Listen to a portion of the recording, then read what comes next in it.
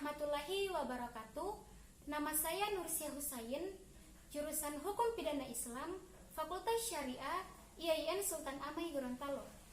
Baiklah, pada kesempatan kali ini saya akan menjelaskan materi mengenai tentang tahapan proses peradilan pidana. Jadi, sebelum saya akan menjelaskan tahapan proses peradilan pidana, ada dua hal yang harus kita ketahui bersama. Yang pertama, terjadinya delik. Terjadinya delik itu ada 4 tahap. Yang tahap pertama itu tertangkap tangan, terdapat pada pasal 1 butir 19 Kitab Undang-Undang Hukum Acara Pidana. Yang kedua, karena laporan, itu terdapat pada pasal 1 butir 24 Kitab Undang-Undang Hukum Acara Pidana. Dan yang ketiga, itu karena pengaduan, terdapat pada pasal 1 butir 25 Kitab Undang-Undang Hukum Acara Pidana.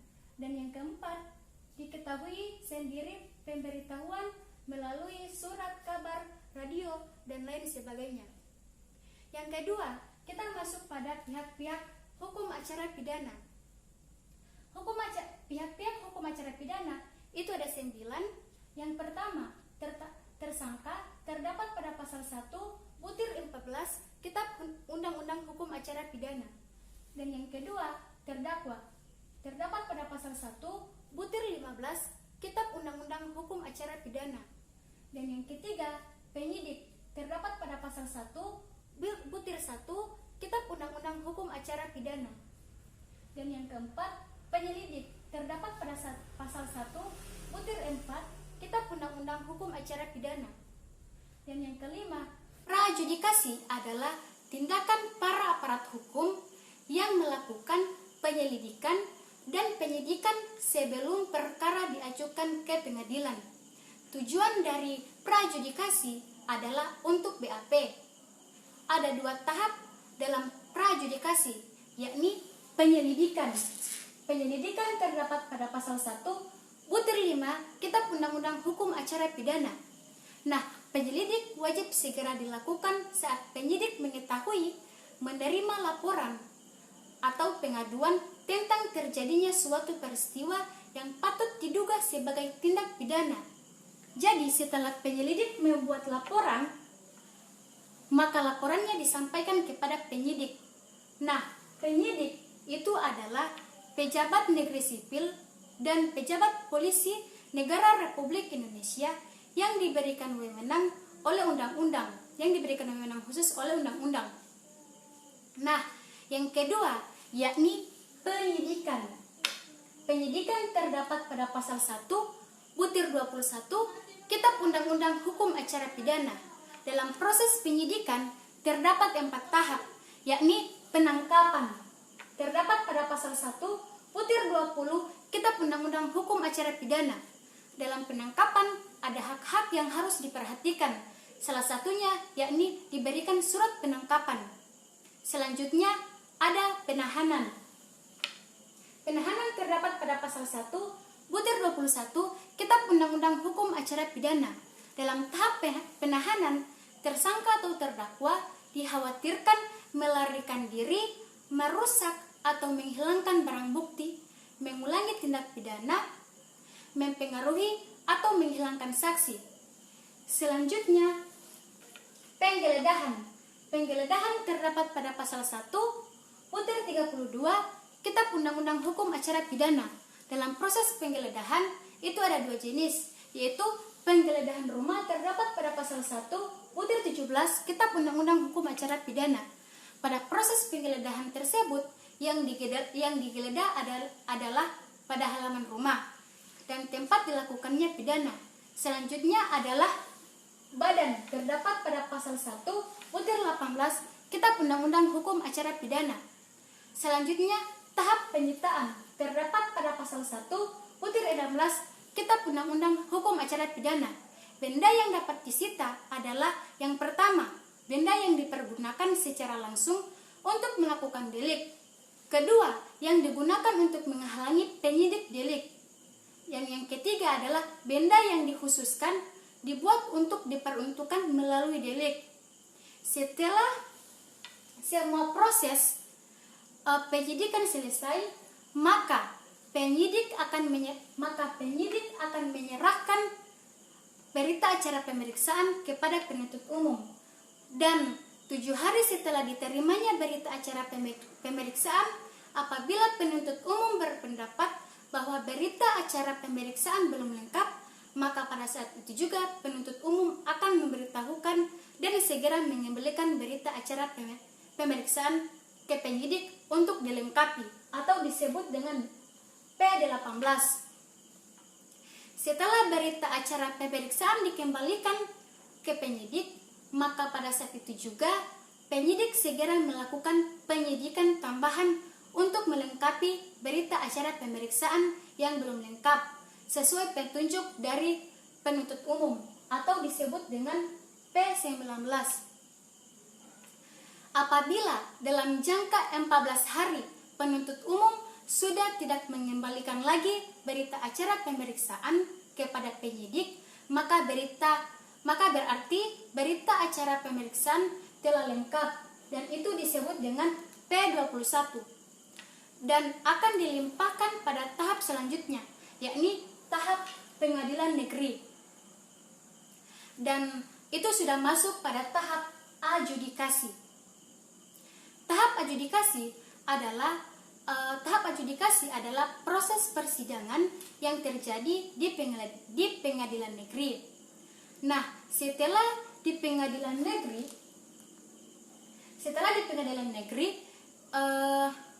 penuntut umum akan segera membacakan surat dakwaan. Nah, syarat-syarat dakwaan itu ada 2, yakni syarat formil dan syarat material.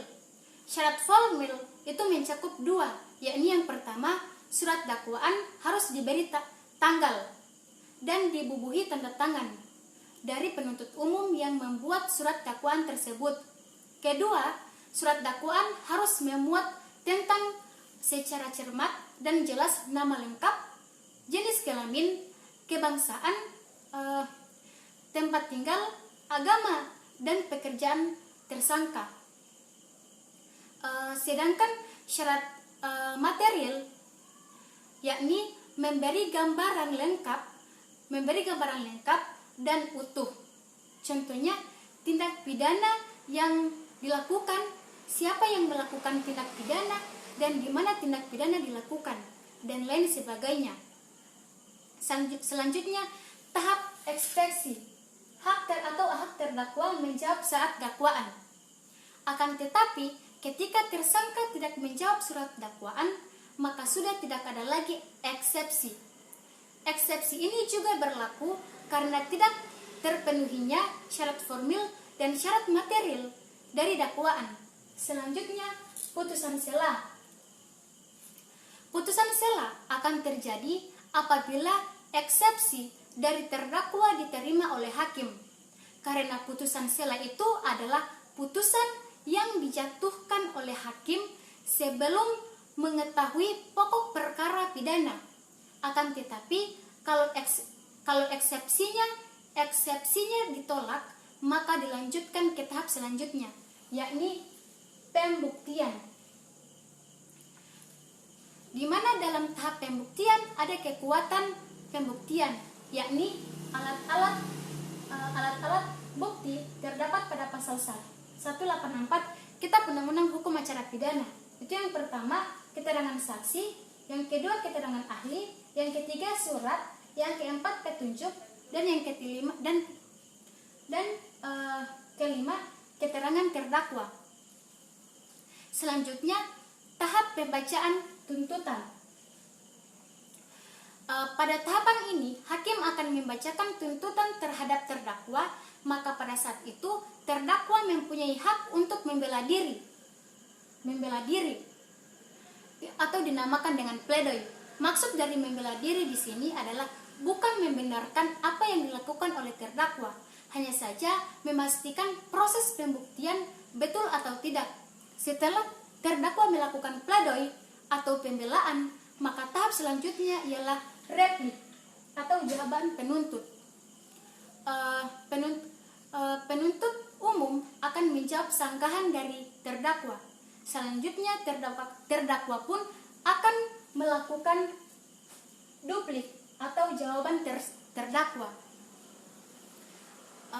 Selanjutnya masuk pada tahapan musyawarah majelis.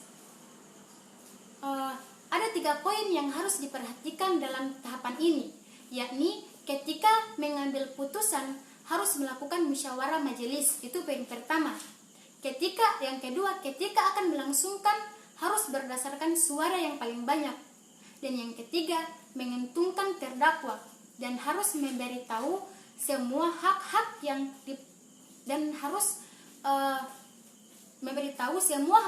harus diperoleh oleh terdakwa. Selanjutnya pembacaan putusan.